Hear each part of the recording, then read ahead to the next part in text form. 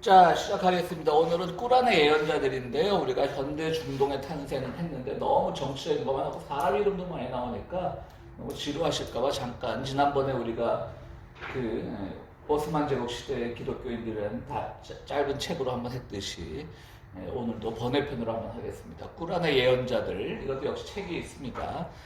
명지대에서 가르치는 분이 썼던데요. 그분도 아주 독특하더라고요. 책을 갖고 나온다고 안 가져나오는데 그냥 하시죠 뭐. 어릴 때는 절에서 자랐고 중고등학교 때는 교회에 도움을 받아서 대학을 갔고 굉장히 자세한 얘기는 안 나오지만 굉장히 어려웠던 분 같아. 그리고 나중에 대학은 외대 아랍어과를 가갖고 수단까지 가갖고 이집트 밑에 수단까지 가서 아랍어 박사가 돼서 와서 지금 무슬림인 것 같더라고. 거의 그런 분이더라고. 재밌죠. 이름은 처음 들어보는 분인데 꿀안의 예언자들이다. 그분이 쓴 책인데요. 자, 먼저 우리가 명칭과 한반도의 관계를 한번 이제 이슬람이라는 거. 이슬람은 슬람, 우리 기독교인들은 잘 알지만 샬롬이라고 하는 거기서 나온 겁니다. 그러니까 이슬람 하면 사실은 평화를 사랑하는 사람인데 무슨 근거에서든지 책을 다 보면 그냥 알라의 뜻에 하나님의 뜻에 순종하는 종교 그런 순종하다 그런 뜻을 있다고 해요. 그리고 무슬림은 그것을 이제 명사형, 그러니까 하나님의 뜻에 알라의 뜻에 이제 순종하는 사람. 그런 뜻으로 이제 무슬림이라고 그러고요. 우리나라에서 회교라고도 하죠. 회회교라고 그래요. 중국에서는. 그 회회교의 어원은 어디서 나왔냐면 회흐리라고 해서 현재 중국의 신장 위구르족 자치구 행정구역 지방에서 건너온 종교에서 생겨난 용어로 되어 있네요. 생겨난 용어고요. 당시는 유대인들도 회회로 불렀답니다. 그러니까 그 신장 집금 기준으로 신장 위구르 지역에 그런 중동계 이민자들이 많았는데 그들이 믿는 종교여서 그들을 이제 회울 지역이라고 그래서 그 회회교라고 불렀는데 그 중에는 그러니까 어떤 특징적인 종교를 가지고 부른 게 아니라 그쪽 사람들을 이렇게 부르고 그 사람들이 대부분 믿는 것들을 이제 회회교라고 불렀다는 거죠. 그래서 그 중에 일부는 유대교인들도 있었다고 하는 얘기죠. 정수일 교수 아시죠? 정수일 교수는 재밌는 분입니다. 이 사람은 깐수라는 이름으로 단국대학교인가 어디서 한양대인가 단국대학교인가 어디서 중동 문제 교수로 하는 분입니다. 완전 중동인이었어요. 깐소. 생긴 것도 그 사람 사진을 보면 진짜 중동 사람처럼 생겼어요. 근데 알고 봤더니 북한 간첩이었어요. 깐소라고 들어본 것 같아요. 그래갖고 이제 자수를 했든가 검거가 됐든가 그랬는데 그건 참 이제 옛날에 비하면 무조건 간첩이면 그 정도로 대한민국을 오래 속여먹어서 다 사형시킬 텐데 이제 그건 그때마다 많이 좋아진 거지. 세상에 아직도 보안법이 있긴 하지만. 무하마드 깐소? 응? 무하마드 깐소네요. 딱 아랍 사람 생긴 거죠. 코스염 있고. 그러니까 속았던 거죠. 그러니까 아랍어를 얼마나 잘했으면 아마 그 사람도 한국 사람들이 한국말 못하느라고 되게 욕한 거 다 알아듣고 그렇지 한국 사람들이 뭐다 알아듣고 그랬을 거야. 근데 지금 이제 한 5년 살았어요. 그러니까 제가 말씀드렸듯이 그 세상이 많이 좋아졌다는 얘기지. 아무리 간첩이라도 특별히 그 나라에 대한민국에 해를 끼치지 않았으면 이렇게 한 5년 살고 나오는 거지 뭐. 거기 예전에는 박정희 시대는 사형도 시키고 그랬잖아요. 그 정수일 교수의 연구에 의하면 한국에서 지금 그 실크로드 이쪽 중동 그 다음에 그 중앙아시아 이쪽에는 내가 보기에는 이 정수일 교수가 최고의 권위자인데 이분 나이가 많을 거예요 이제. 그 정수일 교수의 연구에 의하면 이미 9세기 10세기 아랍 세계에서 지도에서 신라가 나왔답니다. 9세기에. 근데 이제 일본이랑 착각을 했는지 신라가 섬으로 그려져 있었대요. 그 아랍 지도 9세기 아랍 지도에 보면. 근데 중세 이슬람 세계의 저명한 학자 알마스디에 따르면 신라는 금이 넘쳐나서 개줄이나 원숭이줄도 금으로 만들고 이런 말이 있대요. 진짜 얼마나 금이 많았으면 신라에 그랬을까. 사람들은 무병장수한다고 기록했습니다. 우리 고등학교 때 국어 시간에 배운 처용가의 처용도 아랍인이라고 알려져 있죠. 그렇게 알고 있죠. 그렇게 해서 이제 우리나라랑도 사실은 기독교보다 훨씬 이전부터 이슬람교하고 관련이 있었다고 볼 수 있는 것이죠. 또 고려사에 보면 고려 현종 15년 1024년인데요. 대식국, 이 나라 사람들이 많이 먹었나요? 식자도 진짜 먹을 식자입니다. 대식국에서 온 상인 수백여 명이 개경에 머물러 교역을 했다는 그런 기록이 있다고 합니다. 이처럼 우리나라에서는 한반도와의 이 관계가 참 생각 밖으로 굉장히 이제 깊었던 걸 알 수가 있고요. 소주, 우리가 마시는 소주. 우리 공직자는 소주 안 마시니까 나하고 히라시가 마시는 소주. 소주도 아랍식 양조법에 근거했다는 주장이 있다고 합니다. 그래서 아라크라고 부르는데 이게 아랍식 교모라고 합니다. 근데 개성, 그러니까 당시 이제 고려의 중심 도시였죠. 고려의 수도였고, 그러니까 고려 시대에 많이 왔다 그랬잖아요. 아랍 사람들이. 그러니까 개성에서는 근세까지 소주를 아락주라고 불렀다고 합니다. 아락주. 뭐 황해도 개성 사람들한테 아락주라는 명칭이 대대로 내려오는 거였겠죠. 그래서 지금의 그 소주식 뭐라 그럴까 브로잉하는 거를 아락주라고 불렀다는 것이죠.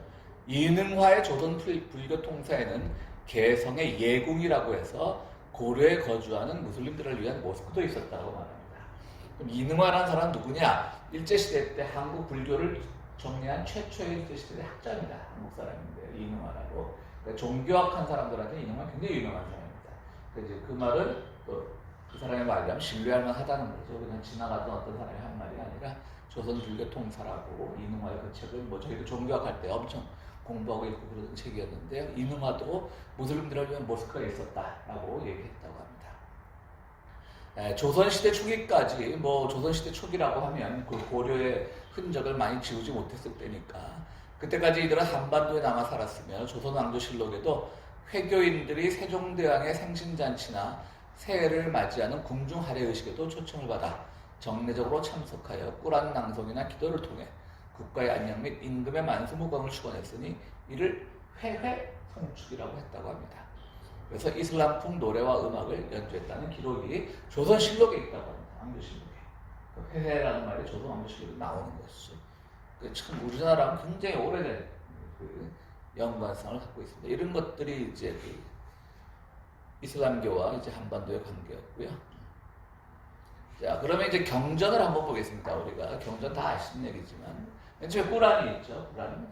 꾸란 저 밑에 보면 꾸란은 장으로 이루어졌는데 수라라고 하는 것이 수라가 꾸란의 장입니다. 우리 한국말로 챕터 같은 거죠. 수라가 챕터인데 꾸란의 장으로 꾸란은 114개의 수라와 6,200개에서 6,600개 상당의 그 아야, 몇 자를 할 때 아야죠. 절로 이루어져 있다고 합니다. 다시 올라서 꾸란, 타프시르, 두 번째로 하디스, 무함마드의 언행록입니다. 그 다음에 사하바, 무함마드, 당시에 무함마드랑 같이 풍찬 노숙하던 1세대 교인들, 그야말로 죽음을 무릅쓰고 같이 보냈던 1세대 교우들이 남긴, 그러니까 뭐 사도 전승 같은 거 되겠죠. 기독교로 말하면. 그것을 이제 사하바라고 부르는데요. 사하바의 전승이라고 부르는데요. 그럼 타프시르는 뭐냐? 우리나라 말도 우리 한국어로도 꾸란이 번역되어 있거든요. 이것이 이제 다른 종교 경전하고 다른 건데 우리나라도 물론 기독교도 물론 그런 게 있죠. 뭐 번역본임에도 불구하고 킹 제임스 번역본만 주장하는 사람들이 있어요. 한문으로 하면 흥정역이라고 그러죠. 흥정역이 한문으로 정확하게 뭘 말하는지 모르겠는데 흥정역이라고 그러죠. 그러면 저는 킹 제임스 버전, 킹 제임스 말씀 보존 학회 뭐 이런 것도 있어요. 완전히 그냥 그 번역만이 최상의 번역이라는 거지. 그렇다면 뭐 성경은 히브리어로 보든지. 근데 성경은 원전 자체가 히브리어는 히브리어로 되어 있지만 헬라어는 사실 원전은 아니잖아요. 예를 아람어로 얘기했잖아요. 근데 아람어 원전 남아있잖아요. 좀 헬라어가 남아있죠. 그래서 그 헬라어로 하다 보니까 성경은 아예 원전 자체가 없다고 보면 되죠. 신약은. 그런데 다행히 꾸란은 원전이 있어요. 아랍어로 쓰인. 근데 꾸란만이, 아랍어로 쓰인 꾸란만이 정경이에요.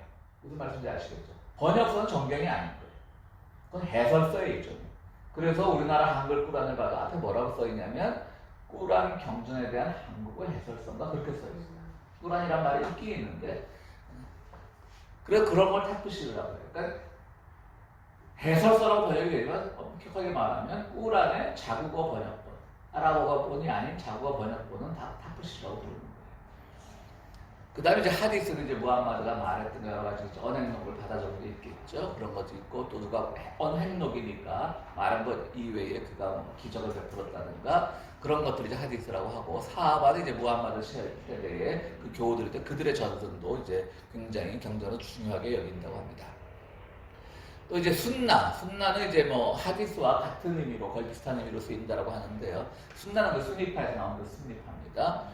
아랍어로 관습, 관례라는 뜻인데 예언자 무함마드의 언행을 가리킵니다. 순나는 꾸란에 대한 무함마드의 해석으로 간주되어 꾸란을 보완해준 중요한 자료이다. 그러니까 뭐 하디스와 거의 같은 말인데 또 하디스에 포함되지 않은 그런 순나도 많다고 합니다.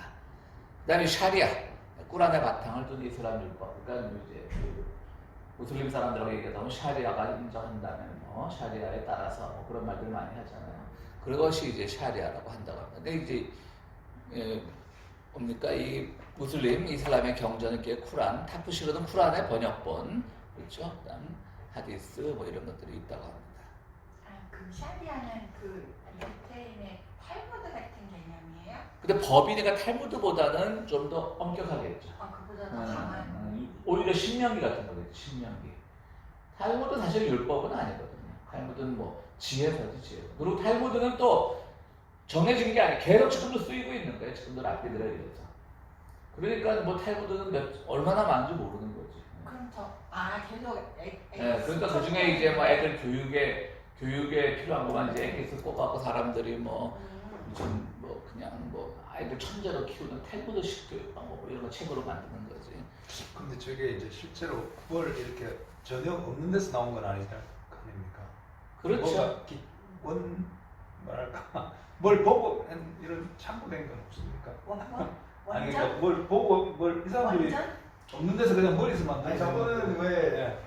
미카엘 천사가 가브리엘인가? 네. 가브리엘 천사가 그 마호메트한테 동굴에서 참사람인데 나타나가지고 말을 해줬는데 마음에도 또 문맹자였어. 네, 근데 이 글을 모르니까 그걸 암기해갖고 뭐 이렇게 글 쓰는 사람도 받아 쓰게 하는 거예요. 정말로 오리지널로. 그렇죠. 근데 뭐 우리가 이걸 내가 공부하면서 자꾸 이제 대세계민이라고 다짐한 게 우리처럼 기독교인 정서에서 보면 어색한 것들이 많아요, 사실은. 근데 따지고 보면 그럼 그들이 우리를 보기도 얼마나 어색하겠어. 그러니까 그래서 아이고 이거 편견을 갖지 말고 봐야지 막 그렇게 예습하면서 그런 마음을 갖고 왔어요. 이제 또 하나는 그래서 그것도 나는 그때도 내가 어느 글에선가 쓴 적이 있는데 약간 불교랑도 비슷한 거죠. 불교의 왜 분리문자라고 진리는 문자에 근거하지 않다는 거예요. 이 사람은 그야말로 하나님의 말, 알라의 말을 그대로 들은 거예요. 1.1의 가감도 없이. 그리고 그걸 불러줘서 누군가가 썼던 거죠, 대신. 그러니까 그런 것들이 대단한 이제 그들만이 가지고 있는 전설이고 그걸 전설이라고 한다면 그럼 기독교 성경도 전설이라고 할 수밖에 없죠. 맞잖아요. 그런데 이제 여기 가끔 우리 미국에서도 우리가 초대해서 몇 번 왔던 그 글쓰기 강사는 이제 백승권이라는 분이 한국에 출판사를 하시는 거예요. 그래서 뭐 성경은 신화다라는 책을 써서 막 베스트셀러 오르고 있더라고요. 옛날 오가남 교수가 쓴 예수는 없다 이런 책인데 뭐 그런 책을 팔아서 출판사에서 수입을 얻고 뭐 그런 건 좋고 그리고 나는 그 책을 그런 주장들이 한두 번 있었던 게 아니니까 그런 문제가 없는데 사실은 사람들이 기독교 성경에서 하나 놓치고 있는 게 신화 맞죠? 사실 창세기나. 근데 기독교가 신화라고 하지 않죠. 설화라고 해요. 설화. 그러니까 영어랑 스토리고 내러티브인데 신화라고 하면 그러니까 왜 신화라고 하지 않냐면 기독교 설화는 계속 역사에서 역사하고 만났던 거예요. 그러니까 지금 우리가 유사과학이라고 하는 단군이 우리 단군 시대, 고조선 시대, 수메르 문화를 우리가 가서 만들고 공자도 우리 한국 한족이고 중국 한족이 아니라 한국 한족이고 이런 얘기들 많잖아요. 한자도 우리가 만들고 그럴 수 있어요. 나는 그거 자체를 나는 동의하지 않지만 그럴 수 있는데 그러기 위해서 뭐가 돼야 되냐면 그것이 역사 속에서 어떻게 해석되고 어떻게 해야 되는지 그게 있어야 되는데 기독교의 장점은 내가 목사라서 아닙니다. 그거 하나는 정말 유대인들은 존경할 만해요. 그거를 열왕기나 역대기 이런 데서 역사라는 거예요. 계속 연결시키는 거예요. 근데 열왕기나 역대기 또는 출애굽기나 여호수아에 나온 역사들이 100% 팩트는 아니겠죠. 그들의 기업이나 또 그들의 제가 늘 말씀드렸듯이 과장도 있고 그들이 그렇지만 어쨌든 역사 속에서 이 자기들이 남들이 보면 신화일 수 있지만 자기들이 설화라고 진리라고 믿었던 것이 역사 속에서 어떻게 접목해야 하는가 계속 연구한 반면에 자꾸 이제 기독교가 워낙 땅에 인기가 떨어지니까 성경은 신화라고 말하는 사람들은 야 그리스 로마 신화랑 똑같다. 신화도 왜 믿음만 신화 아닌 척해? 라고 말하는 그 지적은 옳을 수 있지만 그 신화, 기독교 신화가 살아남기 위해서 역사 속에서 어떻게 접목을 해야 하는가는 분명히 다르다는 거죠. 짜잔. 누가 왔어요? 어이구 오랜만에. 이 지극하고도 저 말씀 너무 사람이 없으니까 오늘 그냥 2주 만에 뵀습니다. 커피도 있어요. 그러니까 이제 우리가 그거는 좀 기독교만이 가진 독특성이 있고 또 하나는 이것도 어떻게 보면 제국주의적 시각이긴 한데 기독교는 끊임없이 서구 사회를 이끌어오는 데 있어서 철학과 엄청나게 많이 만나면서 기독교 시각이란 뭐냐면 한마디로 사람들이 말도 안 되는 걸 말이 되게끔 설득을 하는 과정에서 서양 철학이 발전을 했거든요, 사실은.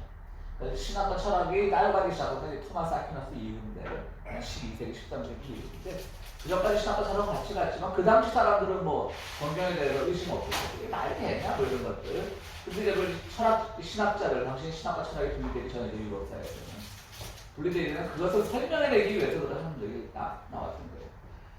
그러니까 이제 무슬림의 이런 것들은 우리가 일단은 그냥 믿어주자. 그런데 그것이 과연 역사적으로 어떤 의미를 가지고 있느냐 이런 것은 다르다고 하는 것이죠. 근데 저는 지금 또 제가 주장하는 게 이상하게 그거를 제가 뭐 아마존에 그 책을 여러 번 뒤졌는데도 그 책이 없더라고요. 나는 어떻게 보냐면요. 이제 예수가 죽은 후에 예수 사후에 이제 두 패거리가 나뉘죠. 이방인을 위한 교회와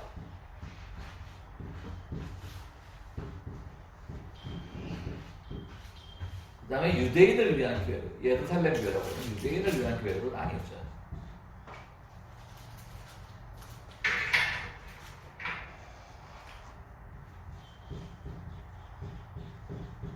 교회로 나뉘죠. 교회로 나뉘는데 이거 이제 베드로가 주축이고 이거 이제 바울이 주축인데 1900년입니다. 그냥 50년, 1950년이 아니라 한 50년경에 예루살렘에서 종교회의가 열리죠. 사도회의예요, 사도회의.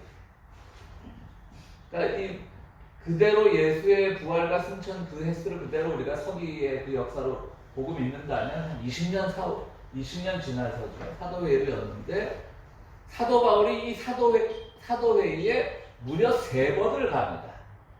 나를 좀 당신들의 사도로 인정해달라는 거죠. 근데 2번 계속 빠꾸를 맞았죠. 자기들이 우리 듣보잡이거든, 저게. 그러니까 또 한편으로는 이제 요즘 사도 바울 연구하는 사람들이 보면요. 사도 바울이 왜 성경에 보면 자기가 뭐 유대인들을 뭐 예수야말로 크리스천들을 막 학대하고 다니잖아요. 박해하고 다녔는데 당시 바리새파의 그 젊은 바리새파 학자가 그런 사법권이 없었다는 거지. 그러니까 이제 사도 바울도 자기가 글을 쓰면서 좀 과장을 한 거야. 내가 옛날에 나 때는 말이야. 내가 참 예수님 만나고 회심하기 전에는 나 때는 그냥 내가 이 크리스천들 막 꼬개 끌고 가고 근데 많은 학자들이 연구했다면 그런 사법권이 없었다는 거예요, 당시. 그러니까 성경은 좀 그런 것도 모순이 있는 거죠. 어쨌든 그러니까 이 베드로나 정말 예수하고 같이 풍찬노숙하는 사람 찾아갔을 때 나 이런 사람이요. 담의 색으로 가다가 그리스도의 은총을 눈이 멀었다 잠시 깨어나고 이런 사람이야. 누가 믿겠어 그거. 어? 교회 와서도 교회 와서 누가 와가지고 내가 뭐 회심을 했는데 뭐 그런 분 있었어요 옛날에. 자기 설교단장에 한번 세워달라고. 그러지 말라고 교회 안 나오더라고. 그런 사람들 딱 한 몇 주 되게 막 그냥 막 그다음에 간다고 우리랑 안 맞는 양반이 저 양반을 언젠가 설교 한번 시켜달라고. 말하면 누구지도 않지도 애를 활동하는 거예요. 자, 그래도 이제 사도 바울이 이 사도에 갔다 3번째 비로소 이제 승인을 받았죠. 사도로서. 그런데 베드로가 뭐냐면 우리는 그럼 유대인을 위한 사도를 할게. 너는 이방인을 위한 사도를 해라. 이렇게 허락을 했어요. 왜 허락했겠어요? 이방인들이 크리스천이 된다는 생각도 못했던 거지. 먹고 떨어지려고 해서 솔직히 말해서 베드로 입장에서. 그런데 사도 바울의 천재성이 그때부터 이제 하나의 공식적인 직함을 얻었으니까 이제 교회가 인정을 한 거야. 그러니까 막 나가면서 이제 그 전파되니까 나중에 뭐 베드로 코바리스라는 영화 보면 베드로도 이게 붙잖아요. 그리고 베드로도 이제 많은 이제 예루살렘 교회만 주장하다 안 되겠다 싶으니까 바울 쪽으로 많이 기울고 말씀드렸죠. 코바리스 영화 보면 완전히 베드로가 바울한테 깨갱하는 그런 듯한 장면도 나와요. 자 그러면서 이러면서 나중에 뭐 삼위일체 이런 거 니케아주 교회를 하잖아요. 그러면서 예루살렘 교회는 이제 베드로도 여기 붙어버렸으니까 리더십을 상실하고 좀 이제 그 뭐라 그럴까 좀 이제 4분 5일 되는 거죠. 4분 5일 되는 과정에서 그들은 예수가 메시아라는 걸 잘 믿어지지 않았어요. 일단 여호와 하나님에 대한 그 유일신성이 워낙 컸고, 근데 예수는 분명히 훌륭했고 부활했다는 그런 전언도 그들은 들었고, 그리고 제자들의 변화를 보니까 분명히 뭔가 있었던 것 같고, 제자들 갑자기 변화했잖아요. 그러니까 그래도 유일신성을 거절을 못하는 거예요. 그러니까 이런 사람들이 나중에 그 70년에 50년, 20년 뒤죠. 70년에 그 유명한 마사다 전투가 있잖아요. 그죠? 마사다 전투라고 유대인들이 로마가 그 당시도 지배하고 있었지만 예수님 당시 때는 공식적인 식민지는 아니었어요. 근데 완전히 공식적인 식민지를 선포하고 이제 유대를 공격하니까 마사다로 가서 마지막 최후의 저항을 하다가 결국은 이제 그 항복하고 다 죽게 되는 거죠. 거기 또 오늘 다음 주도 한다니까 못하네. 거기 이제 또 유명한 얘기가 있죠. 조나단 벤 자카이라고 하는, 여러분 그 조나단 벤 자카이라고 하는 랍비가 하나 있었어요. 이 사람이 이제 밤에 몰래 그 마사다 전투를 하다가, 이건 진싸움이에요. 이거 굉장히 중요해요. 진싸움이에요. 그래서 이제 죽은 사람으로 위장을 하고, 그래서 마을로 내려가니까 사람들이 시체, 유대인 정결 그 예법에는 죽은 시체를 안 건드리니까 제가 도망가는 거다, 마사다 전투에서 질 거다, 도망가는 거다 그러지 않고 그냥 보내준 거예요. 그러니까 들것에서 시체를 끌고 갔는데 죽은 척하고 마사다를 탈출한 거예요. 조나단 벤 자카이가 랍비인데, 당시 유명한 랍비인데, 그래서 로마군을 찾아가요. 그러면서 요 약속 하나만 지켜달라. 유대인을 위한 그 학교를 하나 세워달라. 공부할 수 있는. 그럼 우리는 뭐 정치적으로는 로마한테 뭐 저항도 안 하고 우리는 우리만의 율법 공부를 하겠다.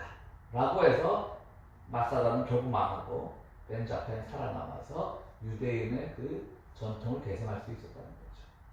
이거는 그 유명한 에릭 프롬의 소유냐 존재냐에 나온 얘기입니다.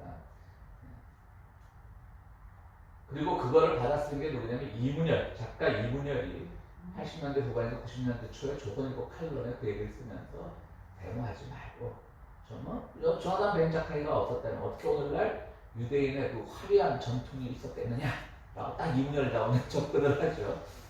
근데 잘 모르겠어요. 저도 솔직히 말해서. 어떻게 생각하세요? 탈출하시겠어요? 그렇게 싸우시겠어요?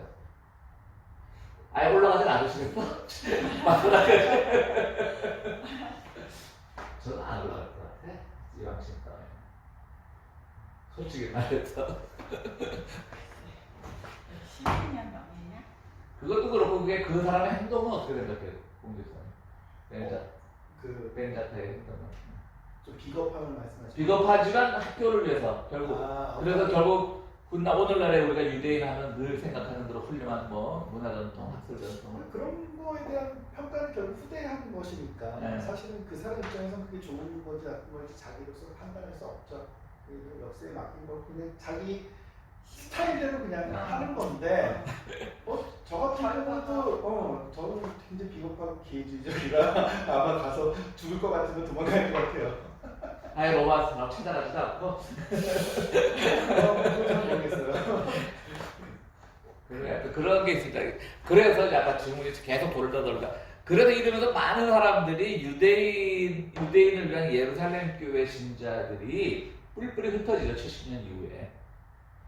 그리고 그 중에 일부가 가까우니까. 그쪽은 뭐 기후는 사막지대고 낙후하지만 뭐 대상, 낙타 자고 뭐 무역하는 대상 무역이 활발하니까 경제는 발전을 했으니까 글로들 많이 갔죠. 그리고 또 이제 괜히 그 로마 근처에 얼쩡거리다가는 또 뭐 그냥 또 뭐 종교회의로 뭐 3.2.7 논쟁하다가 뭐 종교재판하면서 죽임을 당하고 그럴 수도 있으니까.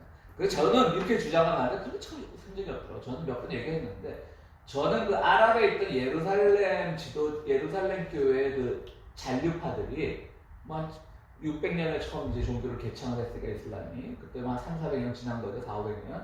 그때는 남아있었을 거란 말이에요. 거기로 내가 다른 쪽에 한번 봤어요. 10세기 초에도 스페인에 예루살렘 교회가 있었던 게 흔적이 있대요. 예루살렘 교회 뭐냐면 예수를 메시아로 인정하지 않고 훌륭한 사람이고, 그렇다고 유대교도 아니고 그냥 기독교인데 예루살렘 교회, 예수가 신이 아닌 거죠. 그런 흔적이 있었다는 그런 잠깐 한 줄로 읽은 적이 있는데, 그러니까 그런 사람들이 아랍에 많았는데 그 사람들의 그 모아서, 그러니까 당시 그 아랍에는 엄청난 그 토속 신앙들이 많았거든요. 그걸 이제 마호메트가 모으는 과정에서 그런 예루살렘 교회가 가지고 있는 경전이나 그들의 조직성 이런 것들을 필요로 하지 않았나. 이제 사회학적으로만 보자면 그렇게 이제 하지만 어쨌든 종교도 종교대로 이게 좀 뭐 가브리엘 천사가 그 무하마드에게 그걸 줬다는 게 안 믿어지면 우리도 사실 우리 거를 얘기할 수도 없는 거죠. 우리는 뭐 하나님 창세기에 말씀 다 줬다라고 얘기할 수 없는 거죠. 그런 게 있어요. 이슬람교가 그러니까 그 땅에 있기 전에는 그 땅을 지배하던 종교는 그래, 뭐 토속 종교였어, 종교. 그리고 그 제가 제 주장에 따르면 그 예루살렘 교회 신자들은 자기들끼리 모였지 조직적이는 않았고, 왜냐면 거기서도 이방인이니까 자기들도 아랍 사람들은 아니고.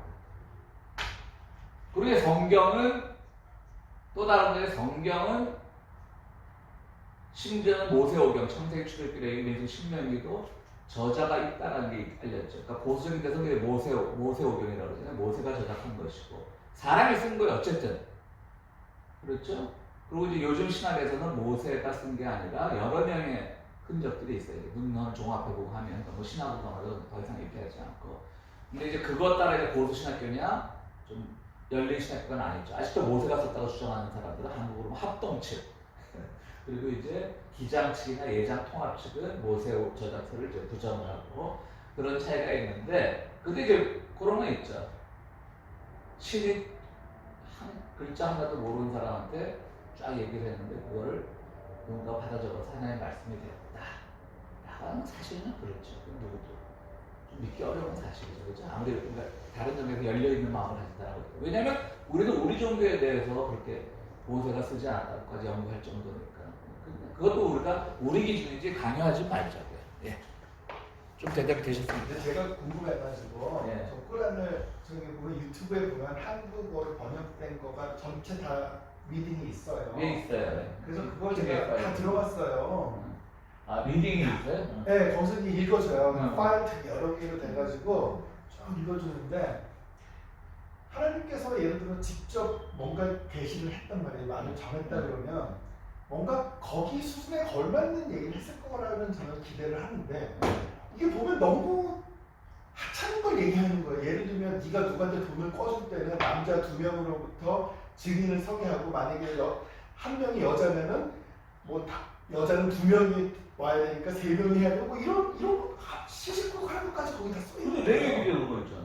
아니 그러니까 내 얘기는 저는 하나님이 직접 줬다고 저는 생각 안 하는 거죠. 근데 그 당시 이제 내가 기대하는 거는 얘네는 이게 한 사람이 썼으니까 적어도 네. 한 사람의 경험을 다 썼다는 얘기는 뭔가 진짜 받지 않고서는 쓰기 힘든 거 아니에요. 그렇죠. 기대를 하고 딱 들었는데 듣고 보면은 여자가 생리를 할 때는 뭐 어떤 뭐 이런 것까지 다 나오는 거예요. 이게 뭐냐 이런 생각이 드는 거죠. 좀 그래요. 그러니까 조금 그 기독교의 가장 특징은 그 소위 말하는 그 철학과 만났고 그 다음에 종교계가 철학과 처음 만났고 아퀴나스를 통해서 이제 철학과 만났고 그 다음에 종교 개혁을 통해서 이제 그 구교로부터 갈려져 나오면서 사실은 저는 데카르트보다는 그 최초의 근대인을 저는 마틴 루터라고 보는데요. 마틴 루터로 넘어왔고 그래서 교회 제도로 가는 것에서부터 개인으로 넘어온 거예요. 집단에서. 교회가 워낙 권력이 컸잖아요. 집단으로 개인으로 넘어왔고 그 다음은 또 프랑스의 계몽주의와 만났으면서 거기에 이제 이성을 장착하게 되는 거죠. 개신교. 그러니까 다들 프랑스 혁명이 일어났을 때만 해도 개신교 그때 뭐 프랑스는 카톨릭 국가니까 카톨릭이 망하면 개신교 따라 망하게 되는 거지. 그때 유럽만 어쨌든 카톨릭이 셌으니까. 그러니까 다들 기독교란 이름, 카톨릭이 됐든 개신교가 됐든 기독교란 이름은 인류에서 종말을 구할 줄 알았던 거지.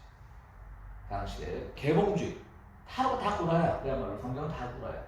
그리고 백과사전파가 나오고 모든 걸 세세하게 다 설명하지 이러니까 망할 줄 알았는데 뭘 망해. 더 부흥했지. 그러니까 기독교 신학은 거기서 뭘 가져냐면 계몽주의로부터 성서 비평 방법론을 배우고 그래서 성서 비평적으로 보게 되고 또 그냥 성서 해석학 같은 거 신학교에서 배울 때 엄청 복잡해요. 무슨 양식사적 비평, 무슨 비평 하든 문학 비평보다 더 뛰어나요. 더 분야가 세세해요. 문학 비평. 그러니까 그런 걸 살아남는 방법을 알았던 거고 자꾸 우리가 다른 점을 폄하하는 것들은 그런데 이슬람 같은 경우는 그런 지금 말씀하셨듯이 경전에 대한 재해석 자체가 금지가 되잖아요. 워낙 엄격하니까.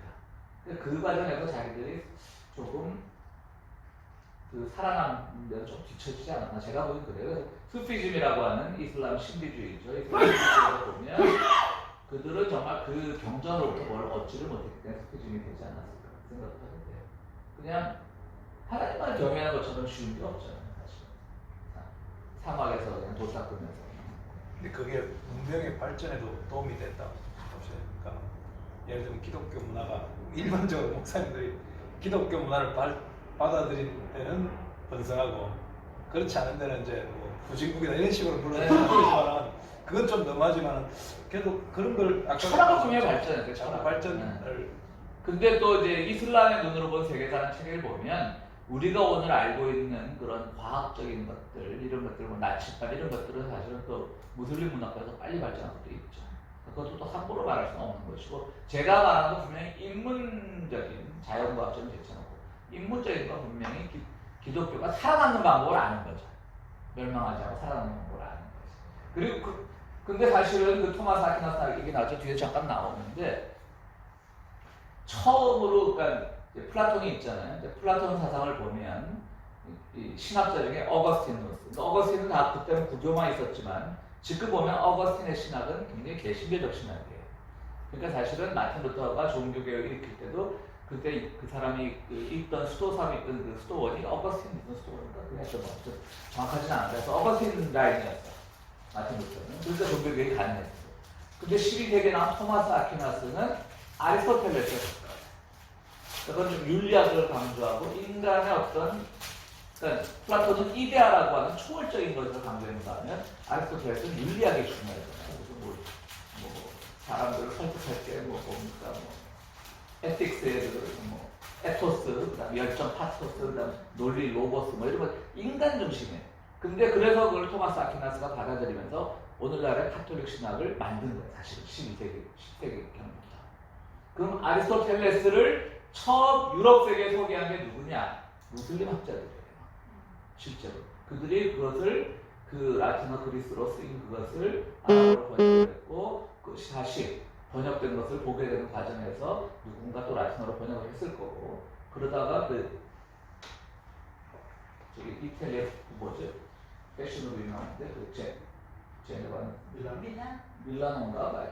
하여튼 그쪽 근처에 유명한 신학교가 그 아퀴나스가 공부하는데 아퀴나스 제노아 거예요. 그래서 내가 제네바가 나왔는데 거기서 이제 아퀴나스가 아리스토텔레스를 처음 알게 된 거예요. 그래갖고 이제 아리스토텔레스를 중심으로 이제 카톨릭 신학이 번성하게 되는 거죠. 그러니까 쉽게 얘기해서 뭐 종교개혁 개신교는 1517년 마틴 루터부터 시작이 되었지만 사실은 개신교 신학은 플라톤 어거스틴으로 넘어오는 거고 카톨릭 신학은 아리스토텔레스 아퀴나스로 넘어오는 것이 이렇게 되는 것이죠. 네. 옛날 캐톨릭이나 기독교가 철학과 결합한 거는 그냥 정신적인 그런 거지만 결국 지금까지 살아남은 거는 그냥 어떻게 보면 정치 권력과 이게 결탁이 돼서 정치 그걸로 결국 그건 맞는 말이긴 내려온 거 한데요. 아닐까? 그건 맞는 말이긴 한데 그건 어떤 제도적인 정도가 아니에요 사실. 정계는 근데 지금 아니지만 말하는 거는 제가 논리를 말하는 논리적 구조. 그러니까 우리가 여기서 말하는 이 정치와 결탁한 기독교는 종교가 아닙니다. 그건 살아남은 게 아니라 싸워가고 있는 거고요. 불리한 설명을 그렇게 됐기 때문에 모 교회 다녔던 분들 그런 아니 모 교회 문화센터 다녔던 분들 포함해서 이를 공식화한 그때부터 로마에서 그때부터 이 정치와 그렇죠. 그거 맞죠. 그러니까 이걸 따라보자는 거지. 네, 목적으로 그걸 공인한 거지 그 사람이 진짜 근데 그 카톨릭을 받은 몇면에는 그거를 나쁘게 말하면 정치 논리를 만들어준 정치 철학의 입장일 수도 있어요. 어거스티나 뭐 이런 사람들이. 그렇지만 그것을 계속 그 근저에서 발전시킨 거예요. 그게 수도원 운동이에요. 그 수도원 운동의 끝에 바로 저기 있었던 거예요. 마틴 루터가 있었던 것이고요. 수도원 운동의 그 싸움은 제일 잘 그린 영화가 그 유명한 장례이고 저는 그 명작이에요. 명작 중에 명작. 야한 장면이 좀 나오고 그죠? 장례이고. 거기서 왜 그 여자랑 내가 너무 잘생겨가지고 그 여자를 그랬거든요. 네.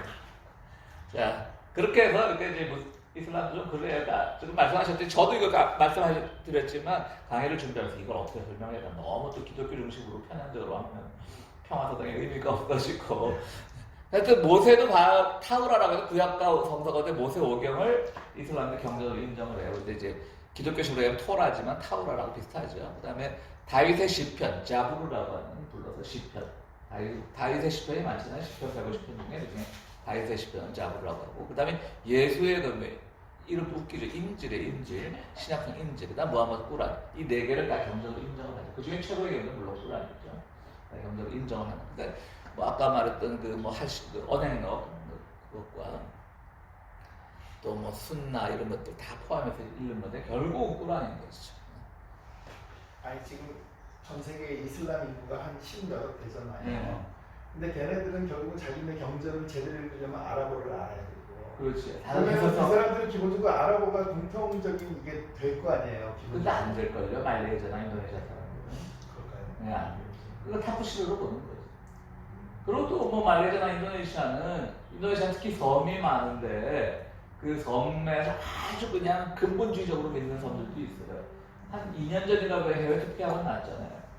그 인도네시아 어떤 섬인데 거기 섬이 많으니까 치안 잘 안 되는 거죠. 그러니까 막 그 지역에 이제 그 이슬람 선생이 뭐 조금만 뭐 하면 막 태양을 하고 막 그런 섬이 있었는데 나이도 얼마 안 돼서 20몇 살 먹은 애가 이제 그 꾸란 해석에 뛰어났습니다. 그랬는데 얘가 유부녀랑 같은 걸려가지고 얘가 그 섬 사람들 다 모두 퇴출을 먹고 하고 그냥 그게 나왔었어 며칠 전에. 그러니까 그럴 때는 이제 뭐 이렇게 그 사람들이 저기 알고 알까요? 그런 것 같아요. 또 말레이시아 같은 데또 얼마나 또 뭐 사람들이 뭐 자유롭게 잘 들어가요. 그래도 다 자기들은 무슬림이라고 생각하는 거예요. 제가 그 터키 사람에 얘기했듯이 술 마시고 하지만 제일 쉬운 게 하루에 5번 예배 드리는 거예요. 그러니까 그 여러분들 그 소승불교, 대승불교는 아닌데 소승불교는 이제 워낙 경전 중심으로 하니까 또 그 남방불교 중심에 그냥 어려우니까 팔리어라고 해서 되게 어려운 언어 있어요. 그러니까 그 팔리어로 하니까 대중도 너무 어려운 거예요. 경전을 모르니까. 그러니까 이제 달마가 이제 성불교의 초기 그 대승불교의 그 초기 선사라고 할 때 이렇게 달마가 동쪽으로 한 까닭은 이 바닥에서는 안 되겠다. 그냥 히말라야 산을 넘어 중국으로 가는 거죠. 그래서 거기서 이제 대승불교를 뽑히는데 대승불교는 그냥 명상하고 보시하고 자선 베풀고 보시가 자선이잖아요. 그 다음에 뭐 착한 일 하고 구제하고 이러면 다 되는 거예요. 그러니까 쉬워지는 거죠. 근데 나중에 그것도 어렵다고 뭐죠? 대승불교 전통에 선불교가 나오잖아. 그냥 깨달은 끝이야. 그냥 불린 문자, 진리는 문자에 근거하지 않아. 이심전심. 무슨 경전을 복잡하게 읽어 마음과 마음이 통하면 다지. 그렇게 이제 이심전심 불린 문자에 선불교가 나오게 되는 거죠. 마찬가지예요. 그러니까 읽기도 어려우니까 이 사람들은 그냥 제일 쉬운 게 대승불교적으로 아마 5번 예배 지키는 거, 예배 시간 지키는 거, 그거가 최고가 아닐까. 다가 아닐까. 그런 생각을 해봤습니다. 또 공동체 용어는 마드라사라고 있어요. 이슬람 전통에 따른 학교고요. 이제 아직도 현대식 교육을 거부하고 이슬람 율법을 중심으로 가르치는 이슬람 전통에 따른 학교인데요. 그 학생들을 이제 탈레반이라고 부르는 거죠. 아주 골수 학생들을. 그런데 이제 아프가니스탄 탈레반은 모든 탈레반들이 모두 다 그렇게 꼴통은 아니고 아프가니스탄에 있는 탈레반들만 이제 더 강력한 것이죠. 그 다음에 이제 여기서 이제 토마스 아퀴나스 얘기 나오는구나. 바이트 알 히크마라고 해서 830년 아바스 왕조 시기에 칼리파 알 마문에 의해서 바그다드 지역에 세워진 연구기관으로 세계의 모든 지식을 아랍어로 번역한 작업을 세우는 역할을 했습니다. 그러니까 이게 저도 600년, 그러니까 250년 정도 지났을 때 이렇게 종교가 기틀을 잡았던 거예요. 그러니까 개신 기독교가 자리 잡을 때까지 한 400년이 걸렸잖아요. 어떤 어떻게 보면 이렇게 획일두가 카리스마 있게 자꾸 나가는 게 필요할 때도 있는 것 같아요. 그러니까 그런 연구기관이 생겨. 거기서 주로 뭘 했냐면 서구 사회가 기독교 사회가 돼버리니까 카톨릭 사회가 돼버리니까 이제 플라톤이 아리스토텔 다 잊어버리고 있었던 거예요. 옛날에. 근데 그것들을 버려진 책들을 이 사람들이 꺼내가지고 공부하기 시작했어요. 그 당시 저도 항상 그리스하고 이태리 위치가 헷갈리는데 그러니까 그리스는 지금- 거의 동부 쪽이죠. 이태리는. 그러니까 지금 그리스까지 이슬람화 된 거죠 그때가. 아니죠. 그때는 아니죠. 근데 이 사람들이 되게 플라톤하고 아리스토 책을 그게 이제 뭐냐면 그 헷갈려요. 북아프리카에 알렉산드리아라고 있어요. 알렉산드리아. 네. 거기에 도서관 시설이 엄청 유명했죠. 네. 알렉산드리아 워낙 발전했기 때문에 아마 그쪽은 북아프리카는 무슬림들이 지역적으로 가까이 가기가 쉬웠을 것이고 그리고 어쨌든 그 고대 시대에 뛰어난 학자들이니까 그들의 문헌을 구하기 이렇게 뭐 지금처럼 쉽게 구하지는 않았겠지만 문헌 아주 구하기 불가능하지는 않았을 거예요. 그런데 문제는 중요한 게 뭐냐면 이게 말 되는 장사 이게 연구할 가치가 있다.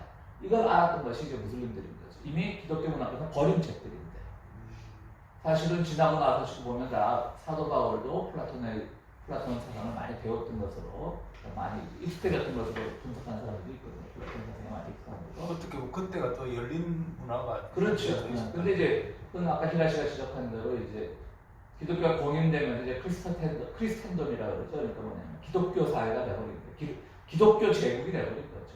말은 뭐 로마 제국 이렇게 됐지만 실제적으로 그 움직이는 논리는 기독교니까. 그런 과정에서 이제 기독교가 외형적인 기독교, 교회 중심의 제도적인 기독교는 이제 타락해가는 것이고 그 안에서 이제 그 수도원 운동을 통해서 끊임없이 그 본래의 종교 정신을 되살리려고 한 사람들이 있었던 것이죠. 그리고 이제 움마는 이슬람 신앙 공통체를 움마라고 하고요. 뭐 시나고 같은 거겠죠. 슈라회는 무슬림 전체를 대변해서 국정을 이뤄놨고 권한을 위임받은 단체로 소수의 학식 있는 인물들로 구성되어 있습니다. 칼리프가 뭡니까 그 수장이죠. 수장 이슬람의 칼리프가 쿠란의 가르침을 어길 경우 슈라회에서 탄핵될 수도 있고요. 우마르 1세가 후기자를 선출하기 위한 구성한 선출위원회에서 처음 적용되었습니다. 이건 뭐 세세한 거니까 몰라도 되고요. 자, 지도자 용어는 칼리프, 아랍어는 칼리프라고 칼리파라고 하며 뒤따르는 자라는 뜻입니다. 예언자 무함마드를 숨기는 이슬람 세계의 종교적 지도자를 말합니다. 술탄, 그건 권위, 권력을 나타내는 아랍어로 이슬람의 세속군주를 뜻하고요. 또 이맘, 이맘은 익숙한 용어죠. 그야말로 목사죠. 기독교로 얘기하면 신부가 목사죠. 모스크에서 기도를 주관하는 사람으로 공인된 이슬람 학교 정해진 교육을 마친 남성이 이맘이 될 수 있습니다. 이것도 뭐 이거는 또 주로 이제 그 요즘 뭐 교회 개혁하는 사람들이 뭐 이렇게 이맘도 월급 안 받는데 왜 목사만 월급 받는다 그런 걸로 시비하는 사람도 있더라고.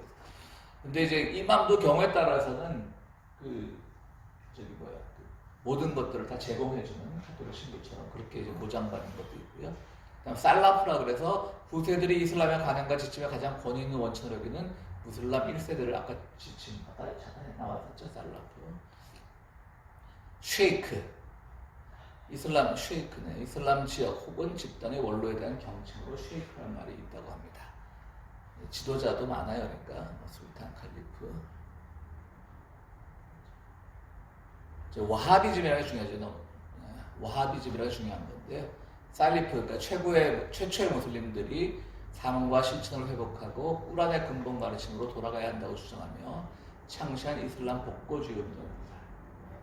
이제 여러분 신문 같은 거 보시면 이제 중동 문제 나오면 계속 와하비즘이라는 말을 여러분 보실 수가 있습니다.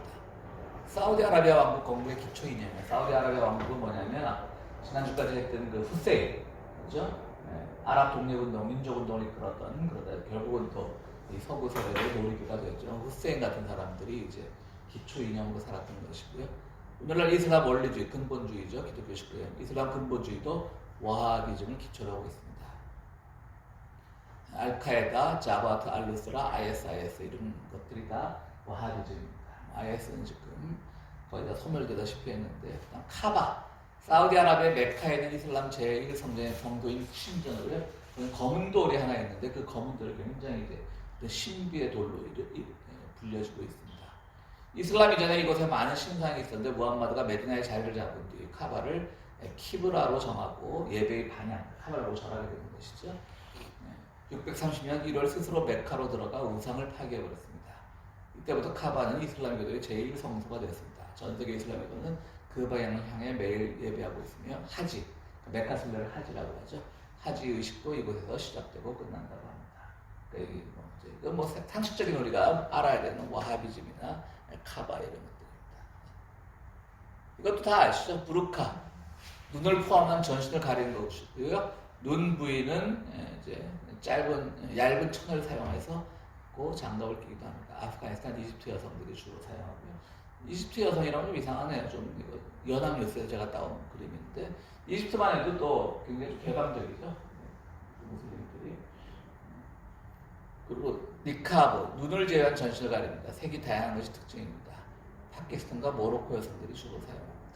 히잡은 이제 우리가 가장 잘 아는 그 히잡이고 얼굴만 내놓은 두꺼운 모양, 코란에도 언급되는 기사입니다.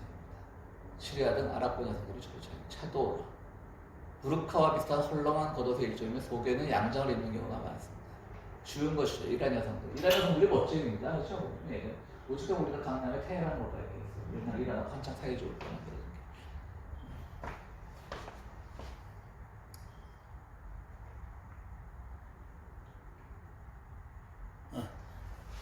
꾸란에는 이제 모두 25명의 예언자가 나오는데요. 그 중에는 이 기독교 성경에서 나오는 이름들도 있고요. 또 마지막에 25번째. 그러니까 실질적으로는 예언자가 뭐 1000몇 명이라고 하는데 이제 꾸란에 기록된 예언자들만 이렇게 꼽았는데 그 중에 또 우리가 기독교의 성경에 없는 이름들도 있어요. 그런 경우는 이제 꾸란에서 뭐라고 설명해요? 뭐 모세 뭐 친구였거나 모세 제자였거나 뭐 아브라함 시대 누구였거나 이런 이제 성경에 없는 일이지만 그들만의 종교적 전승에 의해서 내려온 인물들이 있는데 그 중에 이제 몇 명만 뽑아서 뭐 어떤 사람들이 있나 한번 얘기해 보도록 하겠습니다.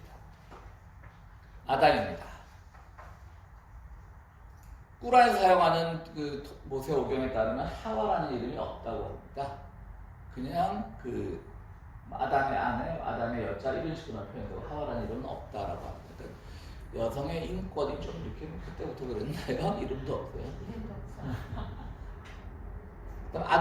이게 왜 중요한지 모르겠어요. 아담이 창조되는 날은 금요일. 근데 기독교식으로 봐도 이제 안식일을 지키고 그런 과정에서 사람이 제일 마지막 날 창조됐으니까 금요일을 그렇게 보는 것 같고요. 근데 또 이런 거는 우리 성경에도 뭐 그 아버지의 노아의 벌거벗은 모습을 보고 막 비웃었던 함이 가나안의 조상이 됐다고 나오거든요. 가나안 쪽이 이제 지금의 중동 쪽에서도 이제 아프리카에 가까운 그쪽이니까 약간 얼굴 검은 사람들이에요. 근데 이제 흑인, 황인종, 백인 이런 건 성경에 안 나오죠. 그런데 흑의 성질에 따라 이제 꾸란에 그런 얘기가 나온다고 합니다. 흑의 성질에 따라 흑인, 황인종, 백인으로 창조됐다. 이것도 참.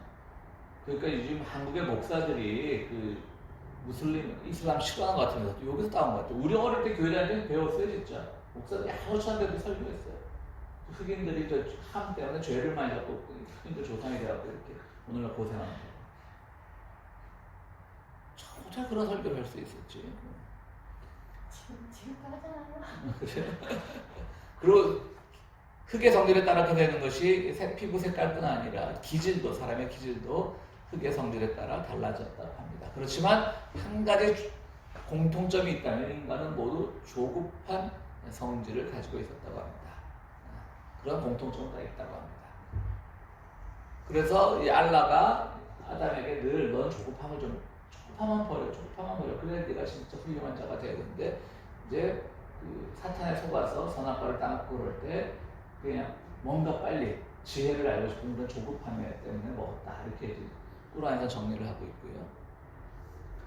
또 천사들에게 아담에게 모두 절하라고 했는데 이블리스는 거부했다고 합니다. 그 당시 이제 꾸란에 나오는 그 하나의 사탄의 하나인데요. 왜냐하면 이블리스는 불에 의해 창조되니까 불이 어떻게 빛보다 센데 어떻게 내가 너한테 절할 수 있느냐 라고 해서 이제 했다는 것이죠. 그리고 또 이 동양 한방 음양 오행설하고도 비슷하고 음양 오행설의 그 주장이 수목 화토금이잖아. 화가 딱 그 앞에 있잖아. 화토금. 그리고 또 영어하고 비슷하고 이불 그렇지 이불 악이 이거예요. 좀 입을 리스니까 악이 없다는 뜻 아닌가요? 그것도 참 그런 사탄이 악이 없는 것도 참 철학적으로. 그러게. 아담이 창조되어서 진짜 말씀하셨듯이 너무 세상을 가지고 있나 봐요, 꾸란에. 아담이 창조됐을 때 키가 60D라였다고 합니다. 1D라 약 60cm니까 3m 60이었다는 얘기 키가. 36m죠. 3m 60이면 36이에요? 60이니까. 그렇지. 36m. 너무 큰데. 그 정도. 아니 36m. 나 3m 60이잖아. 36m. 진짜. 너무 큰데. 아닌데. 0.6cm. 예, 0.0. 아니 0.58cm니까 0.58m가 아니라. 한자. 그러면 한자. 3m 60 맞죠? 사람이 한자. 그게 60D라 했다고 60. 1피트. 60이었다고 곱하기 60이라고. 그러니까 아니, 1피트. 걔가 3m 60이었다는 얘기지. 예? 아니죠. 1cm가 안 되는데. 아니, 100cm가 100cm가 거의 되면 60 하면 그럼 너무 작은데. 1피트예요. 아니, 그렇죠. 1피트밖에 안 되죠. 너무 작은데. 34.8. 네. 그 30몇 네, cm. 너무 작은데. 키가? 네. 0.8m였나 그럼? 다시 한번 확인해 확인해 보겠습니다. 너무 작은데 난 당연히 3m 60이라고 했었는데. 근데 놀라운 게 코란에 네. 그 아담에 대한 얘기가 성경보다 더 자세하게 나와요. 네, 그렇죠. 그래서 이게 뭐지 막 그런. 첫 번째 이제 하나님이 알라가 만든 신이라는 사람이었다는 데서 굉장히 존중이 되더라고요, 진짜 보니까. 근데 보면 아담은 또 이것도 재밌어요. 양성을 가진 존재로 창조됐어요. 우리가 갈비뼈를 빼서 성경에서 이제 하와를 만들었는데 그게 좀 더 발전된 모드라고 해야 되나? 좀 더 원시화된 모드라고 해야 되나? 양성을 가진 존재로 창조되었다가 여성이 분리되어 나옵니다. 왜냐하면 꾸란에서 아담은 와디다라고 와히다라고 표현이 되는데요. 앞에 나프는 남성을 또 와히다. 이성이 없다고 네? 면제가 되는 거는 특별한 문제 외에는 안 되는데. 아담이 죄. 아담이 죄가 없대요. 그 선악 같다는 거죠. 아니 실수로 한 것이기 때문에 면제라는 거는 형법상 안 맞아. 근데 알라보다 안 높잖아요, 선생님. 알라가 더 짱인데. 그러니까 이게 뭐냐면, 이제 아담의 죄는 고의성 실수라는 것이 뭐냐면, 우리 기독교 전통에서 성경에서 쫓겨난 죄를 받고 쫓겨나잖아요, 그죠? 너무 이제 하나님 덤볐다는 거지. 그리고 라하트 하엘이라고 불칼이 돌아서 있다. 화양검이라는 성경, 화양검이 있으니까 다시는 못 돌아오게 하잖아요. 그렇죠? 그런데 여기서는 그냥 땅으로 내려보낸 거야. 땅에 살라고. 왜냐하면 너는 사탄에게 속아서 먹었기 때문에 이거는 고의성이 없고 실수는 죄로 인정하지 않는다는 거죠. 그건 맞네. 그러니까 이걸 보면서 제가 무슨 생각을 했냐면 기독교 성경에 대해서 많은 고민들이 있잖아. 우리가 직접도 고민하면 목사도 제일 답하기 힘든 게 그거잖아. 아니 하나님 모든 걸 다 주관하신다면서 그런 거 선악과 먹을 몰랐어? 왜 먹도록 놔두고 왜 그래? 참 답할 말 없거든요, 솔직히. 그런 거 다 해결이 되잖아요. 그런 식으로 해결하는 거예요. 아니 하나님 용서하셔서 이거 다 끝나는 건데 참 어렵더라고요. 근데 이제 저는 또 새롭게 해석을 하는 게 에덴 동산 쫓겨나는 것 자체가 인간으로서 살아가라는 또 하나의 축복이었죠. 인간에게 도전이자 축복이었거든요. 그러니까 도전 없는 삶을 자기 개발서는 아니지만 도전 없는 삶만큼 그렇게 비참한 삶이 어디 있겠습니까? 도전이 축복이었다. 축복이었다.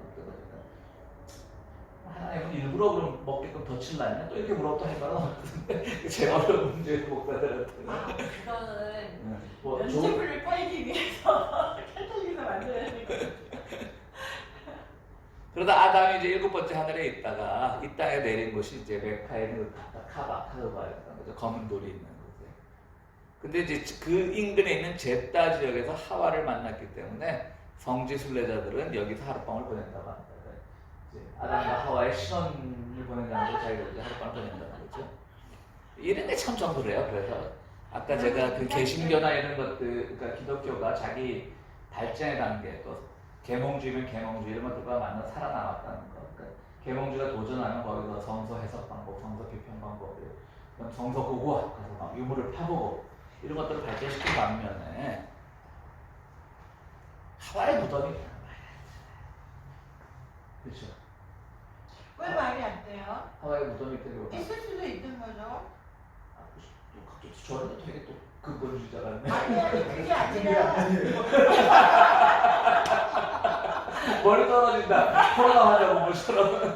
근본주의자인 것 같은데 아니 위험하네. 저는 뭐 어떻게 전통으로 배운 것도 아니고 그치만 그냥 그동안에 제가 그냥 그냥 제 뇌피스를 네. 그렇지 이렇게 신화라며. 네? 신화라며. 아니 지금도 얘기하는 거 보면은 불교나 기독교나 뭐 이슬람이나 뭐 예. 그러니까 제가 이해하는 법은 예. 예를 들어서 쉽게 얘기하면 만두 우리나라의 만두도 이태리에서는 파스타 그러니까 그 뭐지 이게 라비올리가 되는 거고 나라마다 다 그 나라 그 지역의 특성에 맞게 예. 비슷한 음식들이 다 있어요. 예. 그러니까 제가 이해하기로는 저는 종교도 다 그런 의미라고 그러니까 점점 하와이 생각이 묻어가고 드는 그런 게 거 있냐. 지금 이거 하는 것도 이거 지금 여기 나온 것도 그리고 아까 그 이블리스의 불 얘기하는 것도 불교에서도 나오는 거고 그 불교는 불교대로 인도나 이 동양적인 의미 우리나라대로의 그 우리나라의 특성 아 그건 맞는 말이죠. 네, 맞는 다 말인데 주의시는- 꼭 무덤이 왜 있어야 되냐. 아니 꼭 뭐 그걸 없다고 단정 짓기보다 나도 좀 삐딱하게 왜 그럼 있으면 안 되냐 그냥 하는 얘기인데 옛날에 어느 교단이었죠? 아니 그냥 그래서 저것도 말하자면 다 비슷비슷하잖아요. 그냥 조금씩 아까 그거 자체는 저도 있지. 뭐 그렇지만 제가 이제 좀 딴 얘기지만 한 네. 30년 전에 북한에서 그 단군의 무덤을 발견했다는 게 나왔어요. 우리 젊을 때 항상 정말 북한을 뭐 좋아하고 그랬잖아요. 몰래 숨어서 뭐 세기와 더불어서 있고 요즘 세기와 더불어서 이제 한국에서 출판됐다. 근데 그때 제가 북한 사회의 이데올로기에 대해서 굉장히 실망했던 적이 있어요. 그 당시. 왜 난데없이 장군이야 인민공화국에서. 그러니까 뭐 그 당시가 제가 생각으로는 김주석이 죽기 전인데 왜 그랬는지 난 아직도 좀 잘 이해가 안 돼. 그게 지금 있어요 관광지로. 그러니까 그 지금 말씀하신 게 제가 어떻게 이해가 되냐면은 아까도 목사님이 그 기독교는 역사적 실체와 계속 만나면서 같이 되기 때문에 더 신빙성 있고 지금까지 이어져 왔다고 그러잖아요. 설화가 그러니까 신화가 아닌 그러니까 말하자면 진리처럼. 근데 어떤 의미에서 보면 과학이라고 그게 다 진실은 아닌 것도 있거든요. 그렇죠. 정치적인 의미나 그런 그 시대적인 아니면 기독교도 고업적 발견이 모든 게 다 진실이 아니에요. 보여주고 싶은 것만 그러니까 다시 한번 말해요. 진실과 사실은 중요하지 않아. 기독교는 철학적으로 가장 해석하게 발전하는 겁니다. 그 철학적인 해석도 자기의 종교를 지키기 위해서 그렇죠, 그건 맞죠. 그쪽으로 이렇게 맞춰 나간 거 아닌가. 그리고 알겠습니다. 실제로 그런 것도 있잖아요. 예. 죄송합니다. 손자들이 이제 할머니를 괜히 그냥 관리하고 있어갖고 말을 길어지는. 다시 하와이 무덤으로 돌아가서 그 넘어가서 또. 너무 참나. 손자들이 할머니를 잣다툰이라고 불렀는데 이 말은 오늘날 할머니의 말로 사용됐습니다. 그러니까 그 이제 아담 하와의 손자들이 주어가 빠졌네요. 아담 하와의 손자들이 수식어가 빠졌네. 할머니를 잣다툰이라고, 그러니까 하와를 잣다툰이라고 했어요. 그러니까 꿀아는 하와란 말이 안 나온대요 한 번도. 이 말은 오늘날 할머니란 말로 이제 아랍어권에 사용되고 있고요. 아담은 현재 첫 번째 하늘에 머무르고 있답니다 지금에. 그리고 무함마드는 첫 번째 하늘에서 아담을, 두 번째는 요한과 예수를, 세 번째는 요셉을, 네 번째는 이드리스. 성경에 에녹이라고 나오죠. 이제 살아서 승천한 사람으로 나오죠. 그러니까 아마 또 꿀안에서 중요한 인물인가 봅니다. 다섯 번째는 아론을 만나고, 여섯 번째 모세를 만났고, 일곱 번째는 아브라함을 보고 난 후에 알라로부터 예배하는 방법과 하루 5차례 예배 횟수를 명령받고 땅으로 내려왔다고 합니다. 무함마드는 인류 역사상으로 보면 기원 후 500년대 후반에 태어났지만 이미 하늘을 왔다 갔다 하는 존재였던 것이죠. 태어나기 전부터. 그래서 이제 그 모든 것들을 다 배워서 내려온 것이죠. 노아는 이제 뭐 이런 것도 특이하죠. 특히 횟수를 정하는지 모르겠어요. 아담과 1000년 간격이 있는 인물이라고 그러고요. 최초로 사도, 그러니까 이제 아랍어로 사도가 라술이라고 한답니다. 이슬람용어로 직분을 받았고요. 미신과 우상을 숭배한 그의 민족을 창조주에게로 인도하라는 사명을 받고요. 이제 아랍어로는 누라는 이름인데요. 노아가 누라는 이름으로 한 43회 정도가 꾸란에서 나온다고 합니다. 노아는 인류의 불순종이 심해지자 그들을 벌해달라고 알라에게 요청했다고 합니다. 성서에 나오는 노아랑은 다르죠. 성서에 하나님 넌 착하니까 너만 살아남아 이랬는데 여기는 이제 노아는 지가 벌해달라고 그랬대요.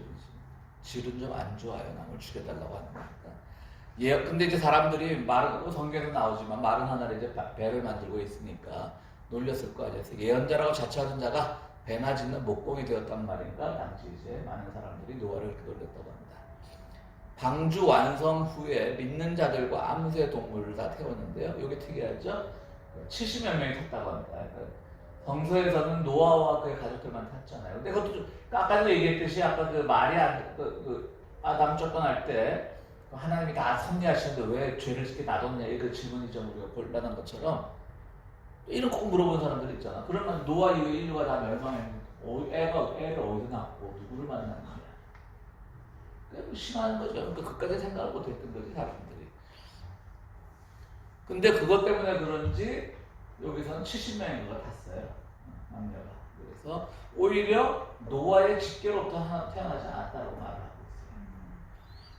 그리고 또 아들이 하나 더 나와요. 성경에는 햄, 셈, 야벳 나오는데 햄은 뭐 흑인, 셈, 백인, 야벳, 황인종인데 얌이라고 하는 아들이 하나 더 있었대요. 근데 얌과 또 노아의 아들 와일라는 승선을 거부했답니다. 녹화가 되면 우리 교인들도 볼 수 있습니다. 와일라가 노아의 남편은 안 따라가는 거는 그냥 그 노아의 시대에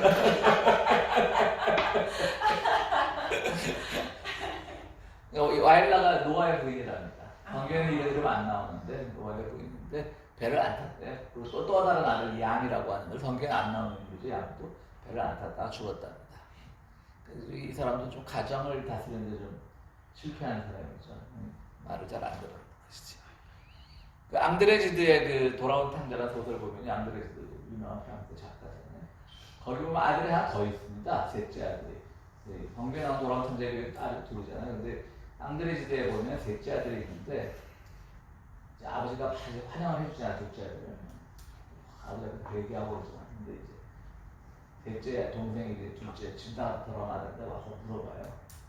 형 나도 한번 나가보려고 그러는데 어떻게 하면 좋을까? 앙드레지드의 묘미인 거지. 자기가 실패 돌아왔지만 나갔기 때문에 실패라는 걸 아는 거고 그때 새로운 도전이 생기는 거고 또 그랬기 때문에 하나님의 사랑을 앙드레지드 뭐 기독교적 세계관에 짙었던 사람이니까 그렇기 때문에 하나님의 사랑을 체험할 수 있는 것이고요. 좀 신앙 얘기로 가면 사실은 그 마틴 루터도 그런 말을 했고요. 어거스틴도 그런 말을 했고 또 많은 사람들이 그런 말을 했는데요. 그러니까 마음껏 죄를 지어라. 그리고 하나님을 사랑하라는 말이 있어요. 이게 어떻게 보면 굉장히 좀 위험한 말 같지만 어떻게 보면 죄를 지어봐야만 하나님의 사랑을 하는 거죠.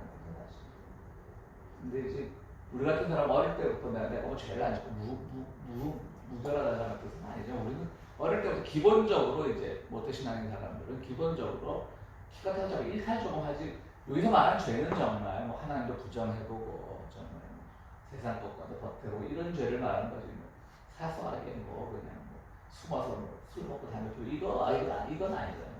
그 정도 죄 말고 그런데 그런 큰 죄를 한 번쯤은 하나님에 대한 도전을 한 번쯤 해보는 게 하나님을 사랑하는 방법이다 이런 얘기들을 많이 하죠. 그러니까 너무 교회 문화 안에서 이제 익숙해진 사람들은 사실 하나님의 진면목을 잘 모르는 것 같아요. 수도 있어요. 그래서 어쩌면 제가 더 사회적으로, 육체적으로는 더 이렇게 그러니까 죄를 지을 수 있는 그런 시간이나 그런 것들이 시간은 많은데 기회가 없네. 그렇기 때문에 제가 어쩌면 더 책을 이렇게 좀 더 과격하고 진보적인 책들을 더 많이 보고 내 사고에 영향을 받아주려고 노력하는지도 모르겠습니다. 몸은 안 따라주니까 머리로라도 한번 죄를 지어보려고.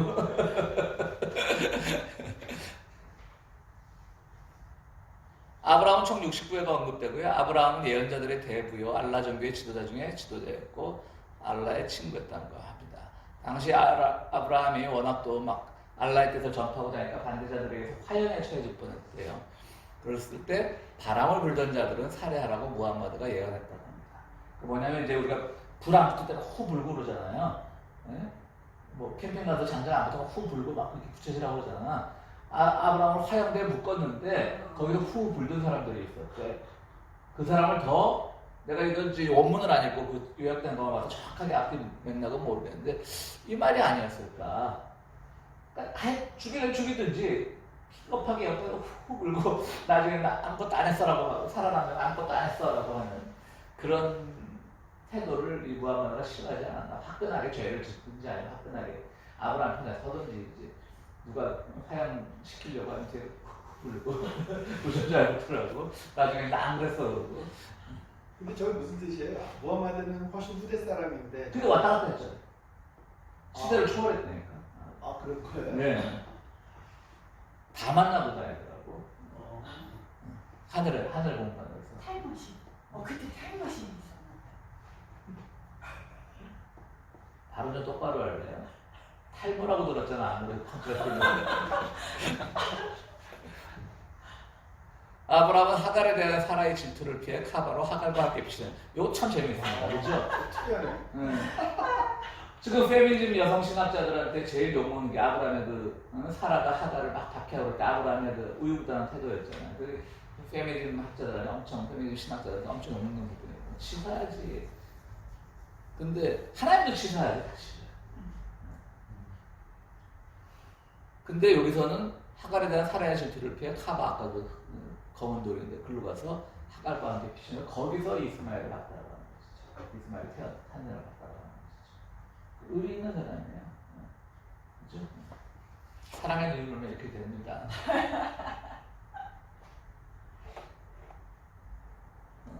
더 있었는데 이게 뭐 있더라. 다음에 나오나. 이스마엘, 그 이제 아브라함의 자식 중에 이삭과 이제 이스마엘이 있잖아요, 그죠? 근데 이스마엘은 이제 이스마일이라는 이름으로 나온다고 합니다, 꾸란에. 이스마일이라는 이름으로 나온다. 12번 언급이 됐고요. 또 하갈이라는 이름은 없답니다, 그게 또. 여성에 대해서 좀 그런 것도 여성 편향, 여성에 대한 그 차별이 심한 것 같은데. 이스마엘이 장남으로 나온다. 장남은 맞죠, 나이적으로. 그런데 히브리식이나 동양식으로 하면 서자란 말이에요. 서자, 초대자식이니까. 그런데 떳떳하게 서자임에도 불구하고 장남의 지위를 주는 거죠. 그것도 멋있는 것 같아요. 그죠? 사실 그게 제일 어렵거든요. 지금 저도 그 읽을 때 그렇게 하거든요. 사라의 그 질투, 그 다음에 사라가 사실은 하갈을 아브라함에게 방에 들여보냈잖아요. 그래 놓고 나중에 하갈을 죽이기까지 광야를 쫓아내고 이런 것도 있고, 하나님도 꼭 요새 보면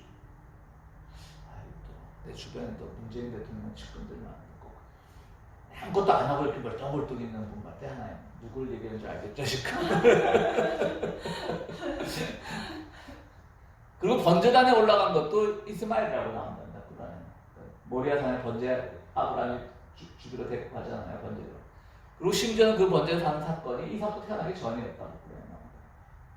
근데 또 이스마엘이 그럼에도 불구하고 12번밖에 언급 안 되죠. 아브라함이나 이런 사람들 훨씬 더 많이 언급되고. 그러니까 자기들도 그 민족적인 시조로 삼지만 이삭과 이스마엘이 갈라지는 데서 이스마엘이 중요할 뿐이지 더 올라가면 거기 아담도 있었고 아브라함 다우드의 선조라는 것이죠. 무슬림 쪽에서는.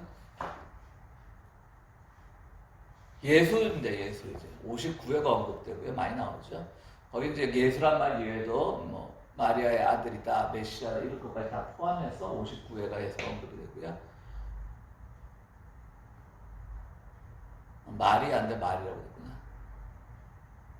가브리엘 천사가 마리아의 가슴에 입김을 불어넣자 그 입김이 자궁에 들어가 임신했다고 합니다. 상당히 에로틱하죠. 차마내가 다 옮겨졌지 못했지만 더 에로틱한 표현이 되죠. 뺐습니다. 굉장히 그야말로 성령이 들어간 것 같은 거죠.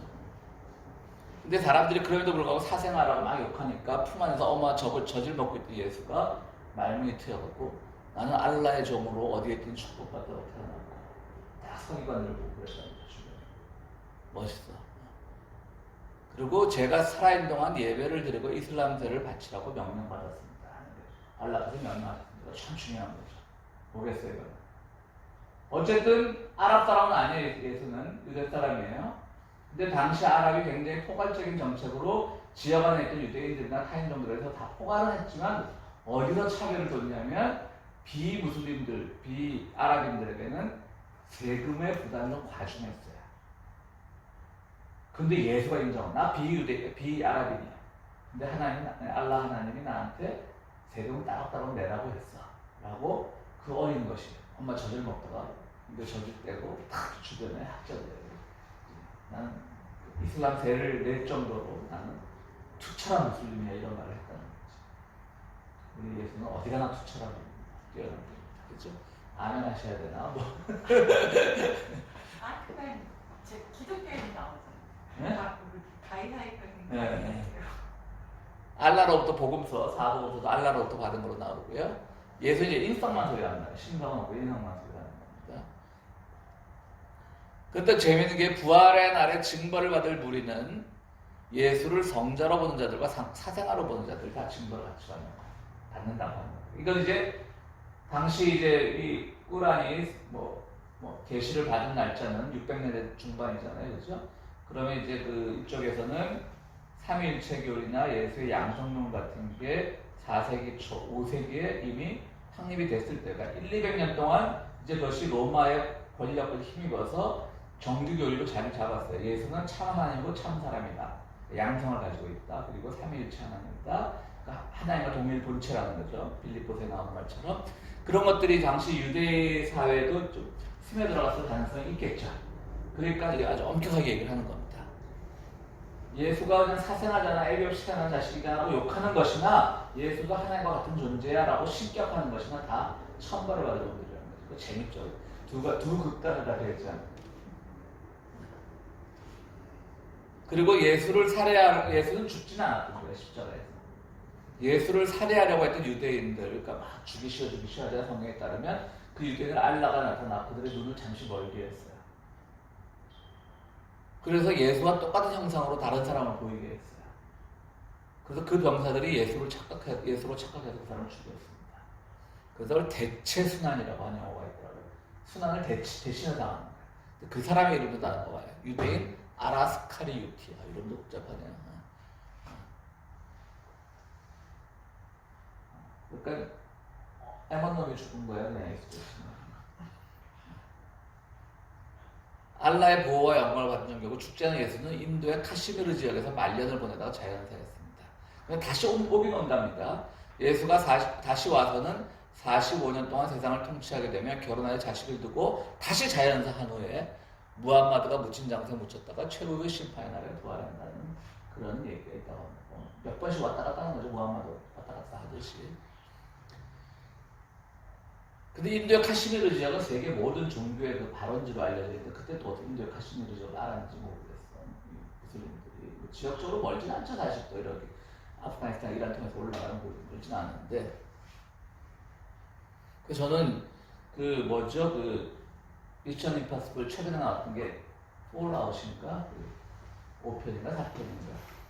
막 카시미르에서 핵폭탄 터뜨리고 하려고 하다가 이제 보셨죠? 4편인가? 그걸 보면서 이거 종교적인 영화다라고 그냥 글을 쓰려다가 너무 튄다 그러다가 완전히 종교 영화더라고요. 한번 쓰시죠. 자,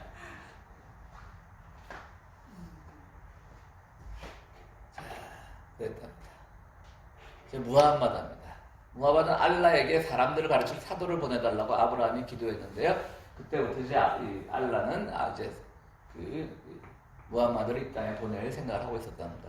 이미 하늘에 있었어요. 몇 번째 하늘에. 그리고 예수가 세례요한이 예수를 내 뒤에 온 자는 나보다 훌륭한 자 이런 말 하잖아요. 똑같은 방식의 언어가 예수가 이제 내 뒤에 무함마드가 오는데 그야말로 이제 정말 인류를 구원할 자 이런 말이 나온다고 합니다. 이름도 많아요. 5개 이름에 무함마드, 아흐마드. 예수가 이제 예언했던 이름은 아흐마드예요. 내 뒤에 아흐마드라고 하는 자가 오는데라고 하는 거고요. 알마히, 불신을 제거했다는 뜻이고요. 알하시루, 이렇게 이름이 많았죠. 내가 먼저 부활하고 다른 사람들이 부활한다는 뜻이고요. 아라키브, 내일 이후에는 사도가 없다는 뜻이고요. 그러니까 마지막 사도인 거예요. 무함마드는. 그렇지만 그가 신은 아닌 거예요. 예수에게도 신성이 없는데 이들이 보기에는 무함마드가 예수에게 신성이 있다고 하면 큰일 나죠. 그러니까 무함마드는 신성이 없는데.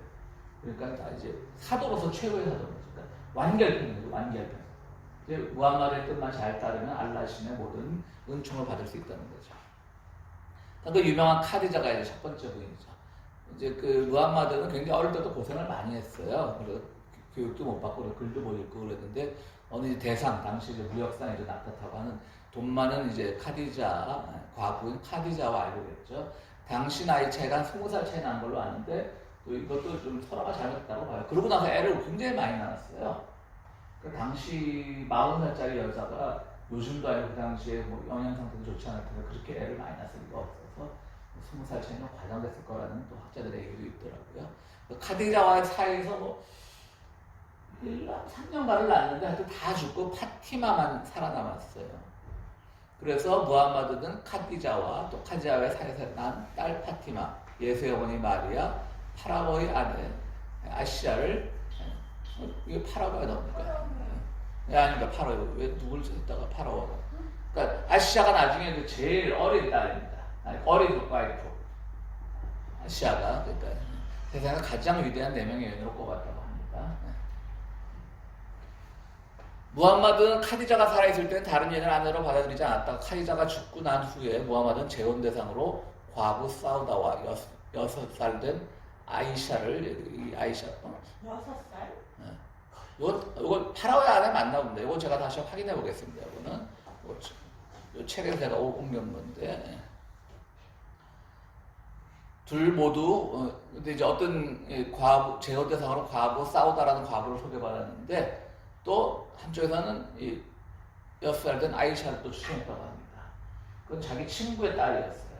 아이샤는 무함마드 친구의 딸이었어요. 둘 모두와 혼나게 되어서 결혼할 때는 9살이었습니다. 이게 굉장히 그 아이샤의 아버지가 일대 칼리프가 되는 거죠. 그렇죠. 네. 두 번째 아내 사우다는 이슬람을 믿는 사람들을 박해하는 사람들을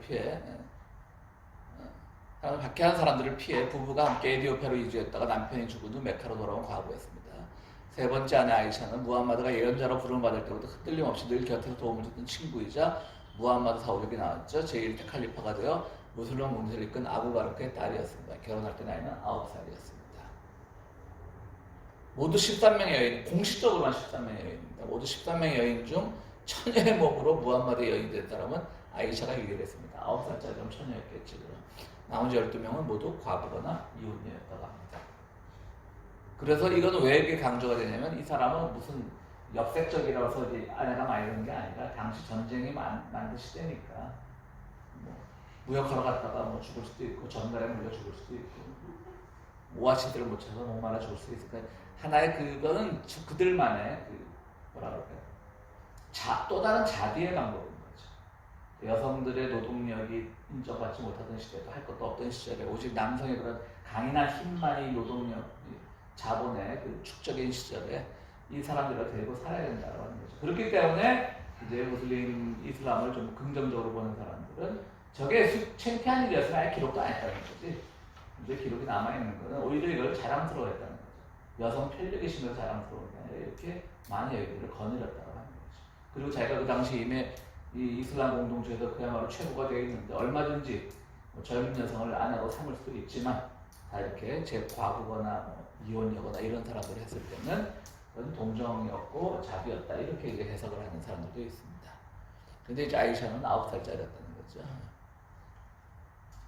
그럼 자이납이라고 있는 건데 이 자이납도 이제 아들이 다 죽고 나니까 그 카디자와의 사이에서 난 아들 다 죽고 나니까 파티마와 낳고 나니까 아들 하나 노예에 있던 아들을 양자로 해서 이제 하나의 결혼을 시킵니다. 다른 여인하고. 그런데 하루는 그 자이납 집에 놀러 갔더니 남편이 없는데 자기가 양자로 삼았던 남편이 없으니까 쉽게 말하면 자기 아들 며느리 집에 놀러 간 거예요. 그런데 며느리가 뭐 다윗 바세바도 아니고 말이죠. 제대로 옷을 입고 있지 않은 자이납을 보고 눈길을 돌렸습니다. 이때 자이납은 얼른 옷을 챙겨 입고 남편 없지만 무함마드 자신의 부모와 친근한 사람에게 들어오라고 말했던 겁니다. 여자가 혼자 옷을 이제 급하게 걸쳐 있던 상태에서 이제 무함마드를 들어오라고 한 거죠. 들어와서 나중에 남편한테 얘기를 했더니 남편이 가서 내 아내를 가지시오라고 했다는 것이죠. 근데 이것도 이제 다 있는 거예요. 이거는 뭐 무슬림을 폄하하기 위해서 만든 사람들이 하는 것이 아니라 무슬림 전통대에 남아있는 얘기인 거예요. 이것도 참 뭐. 그런데 한편으로는 또 책을 보니까 이것도 요 이야기만은 무슬림 공동체도 찬반이 많다고 그러더라고요. 그래도 그렇지 그 며느리인데 준다고 텁텁하냐 이런 또 업자가 있다고 그러더라고요. 그래서 예언자께서는 세 가지를 좋아하셨다. 예배, 향수, 여자. 이븐 사우드라고 하는 내가 전하는 예언자 전승이다. 이븐 사우드라고 하는 사람이 하는 예언자 전승입니다. 그러니까 예배, 향수, 여자. 우리 홍 선생님도 무함마드급이네 완전. 내 이야기하는 거.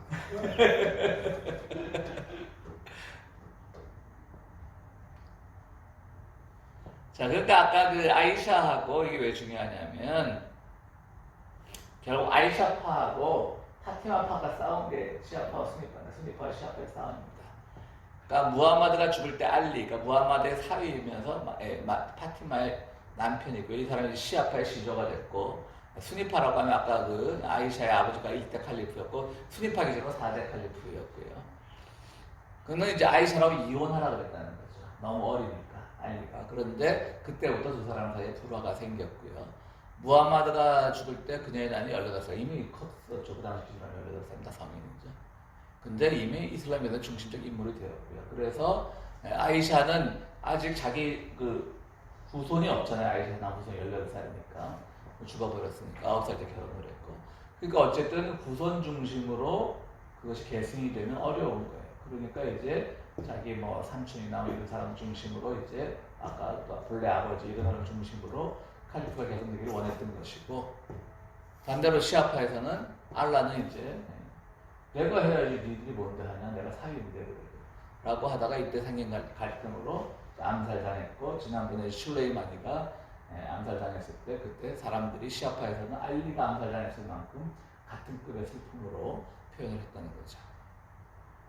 그리고 알리와 파티마 사이에 낳았던 두 아들 하산과 후세인이 각각 2대 이맘과 3대 이맘이 됐다는 얘기고요. 이건 뭐 다 아는 얘기죠. 아까 말씀드렸듯이 그렇게 했던 거고요. 근데 아까 보면 그 시아파에서 네. 자기 사위 쪽으로 이제 가면서 혈통을 주장하잖아요. 네. 그래서 저는 처음에 아니 사위가 무슨 혈통인가. 네. 근데 알고 보니까 또 사촌이더라고요. 맞아요, 사촌이에요. 네, 그러니까 사촌이 자기 또 사위가 되고 이러니까 혈통이죠. 네, 뭐 근친이 그쪽이 일반화된 거지. 왜 공부를 열심히 하셨어요? 아니 저는 원래 네. 기독교인보다는 사실 무슬림이 됐었어요. 네. 일부 다쳤다. 아니 근데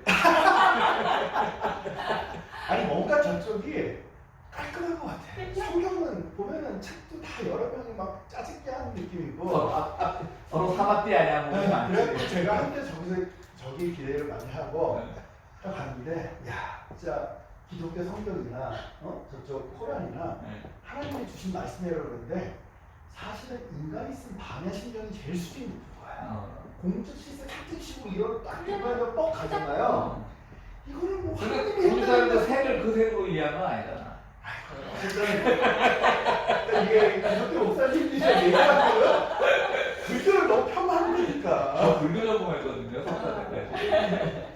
아니 근데 인간이 썼다고 하는 책은 정말 수준이 높은데 하나님이 주신 말씀을 적었다는 책들을 보면 시커하고 이게 진짜 하나님이 주신 거 맞아? 막 이런 느낌이 드는 거예요.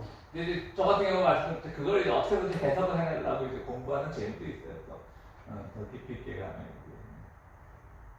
그게 아마 저같이 그 모태신앙, 몇대째 신앙을 가진 사람들이 살아남는 방법일지도 몰라. 그러니까 사람들이 뭐 지금 목사이기 때문에 그렇지만 젊을 때는 뭐 너는 왜 아직도 교회 다니냐 그런 말 많이 들었거든. 우리가 뭐 생각하는 거나 노는 거나 다 그러고. 근데 나는 그냥 내가 하나의 이데올로기로서 또 믿음의 체계를 하나 택한다면 아직은 나는 기독교 세계관만큼 좋은 게 없는 거죠. 그렇게 늘 말해. 근데 그거를 내가 스스로 합리화하기 위해서 이제 현대 진보적인 책들도 많이 있고 하는 거죠. 그리고 연결시키려고 애를 쓰는 거죠. 그러니까 순위파에서 이마음은 그냥 단순한 지도자예요. 자기들도 그걸 인정한 거지. 혈통적 정통성이 없으니까 그냥 지도자로만 뽑는 거야. 스승들을 칼리프도 그렇고 이제. 근데 시아파에서 이마음은 가장 위대한 고 훌륭한 스승이며 신성한 존재이다. 또한 실수를 할 수 없는 초인적 존재로서 이슬람 율법에 대한 해석이 절대적인 권력을 가지고 있다. 종교는 물론 정치와 사법권의 모든 권력을 소유하고 있다. 이렇게 말하고 있습니다. 그래서 오늘은 우리가 번외편으로 좀 재밌는 얘기 해봤습니다. 우리 정치 1차 세력에 대해 너무 복잡합니다. 번외편으로 이렇게 해봤습니다. 네, 수고하셨습니다. 예.